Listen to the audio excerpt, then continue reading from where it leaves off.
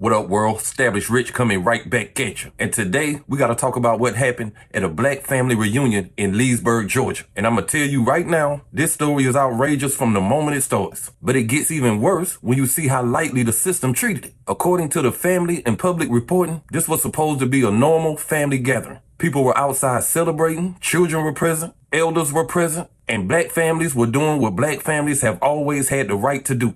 Enjoy each other in peace. Then Jeffrey Tyler Kinzer allegedly rolled by and started yelling racial slurs. Now that alone is disgusting, but the family did what a lot of black families have been conditioned to do in a moment like that. They tried to let it pass and ignore it, because you know racism can escalate if it gets the attention it wants. And according to the witnesses, this is exactly what happened. The man left, then allegedly came back on foot carrying an AR-15 and wearing body armor. He was not just coming back to talk. He was not just coming back to argue. Based on what the family describes, he came back prepared for violence. That is the part people need to sit with before they try to soften his story. When a man allegedly yells the N-word at a black family, leaves, returns with body armor and a rifle, and shots are fired near a gathering with children and elderly people, that is not some small neighborhood misunderstanding. That looks like racial hate that had time to think about itself and come back armed.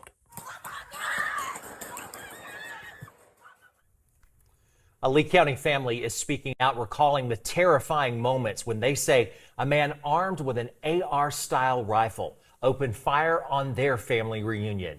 And thank you for joining us at 5 o'clock. I'm Greg Lloyd. And I'm Carla Heat-Sands. Now, that shooting happened Sunday evening on Autumn Leaf Drive in Leesburg. The Lee County Sheriff's Office says Jeffrey Tyler Kinzer shot at partygoers after a verbal altercation occurred. No one in the family was reportedly injured, and Kinzer was shot after a family member returned fire. He was charged with aggravated assault. WALB News 10's Mariah Norman sits down with a witness who says their family was racially targeted. This family says they were celebrating a birthday and spending time together before a man they identify as a neighbor pulled up and opened fire with an AR-style rifle. Witnesses say the family was gathered outside for a reunion Sunday night when a car drove by. A white man who witnesses say was Jeffrey Tyler Kinzer was inside the car yelling racial slurs at the group. When he's talking junk and he started yelling the N-word, he kept going, so we let him go. And we were just discussing what just happened, why he tripping. But Green says Kinzer came back, this time wearing armor and carrying a rifle.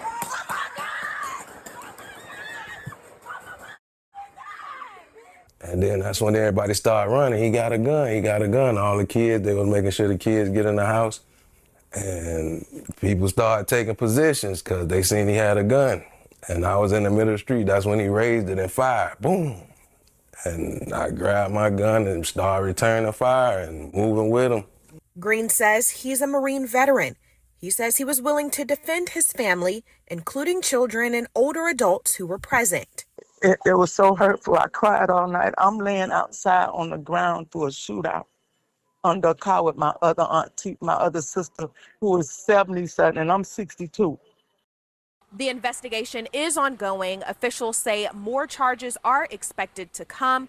This family says they are just grateful to be alive. Reporting in Lee County, Mariah Norman, WALB, your hometown news source. The detail that stays with me is how close this came to being a mass funeral. The family says people started running and trying to get out the way. A Marine veteran named Renell Green ended up pulling his firearm and protecting the family. Thank God he was there, because this is what responsible self-defense actually looks like. Not internet tough talk, not posing with weapons for likes, but a real moment where somebody had to make a decision while their family was in danger. And that is why a $5,000 bond feels like another level of disrespect. The family already had to survive the fear of gunfire. Then they had to look up and see the system place a number on the alleged threat that did not match the weight of what they say happened. $5,000 does not sound like the system understood what could have happened in that moment. It does not sound like the system fully felt the terror of children running, elders ducking, and a family gathering being interrupted by racial hate from an AR-15. And I know some of y'all gonna say, we have to wait for the investigation. And that is true.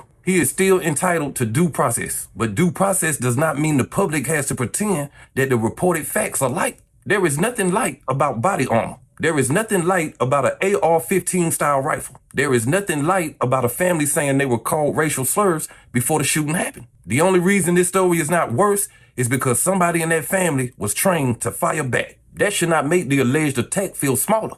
It should make everybody ask how deadly this could have been. Another part that makes this story disturbing is that Kinzer was reportedly a lead firefighter at a Marine Corps logistics base. A person connected to public safety is supposed to represent protection. So if these allegations are true, that means somebody with a public safety title allegedly brought danger to a black family's front yard. That is not a small detail, because racism is not always some obvious monster walking around with a sign on his chest. Sometimes it has a resume, a uniform, a job title, and enough social cover to move through the world looking respectable until the wrong moment reveals what's underneath. That is why black people react so strongly to stories like this. We know racism is not just a word. We know it can be a look, a policy, a traffic stop, a courtroom decision, a bond amount, or a man who drives by first and comes back armed 5 minutes later. And when the system responds too softly, it makes people feel like black fear has to prove itself before it gets taken seriously. That is the question hanging over this whole case. If a black man had driven by a white family gathering, used racial slurs, and then came back with body armor in a chopper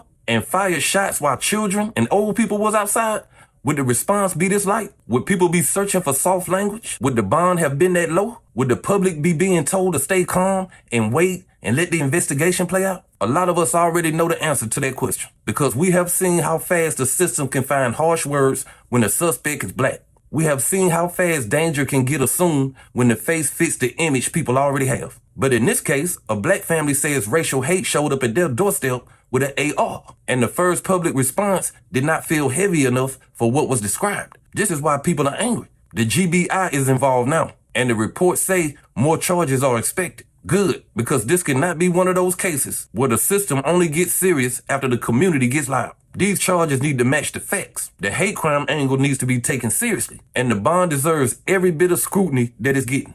This family don't need polished statements that make the public feel better. They need the law to look at this like this could have been a mass casualty event, because based on what's being reported, that is how close this could have come. That part should haunt everybody. This family didn't survive because the system protected them in that moment. They survived because somebody in that family was ready when that alleged threat showed up. So don't tell black people to calm down when the reported facts are this loud. Don't tell black people not to make it about race when the family says racial slurs were followed by gunfire. Don't tell black people the system is working when the first thing they saw was a $5,000 bond attached to something that could have taken multiple lives. This was supposed to be a night of food, music, children playing, laughter. Instead, this family now has a memory of gunfire that's connected to a family gathering that was supposed to be fun. And that is why the ending of this story cannot be soft. When racism comes back on, the system cannot come back careful, quiet, or weak. It has to come back with the full weight of the law, because black families should not have to be massacred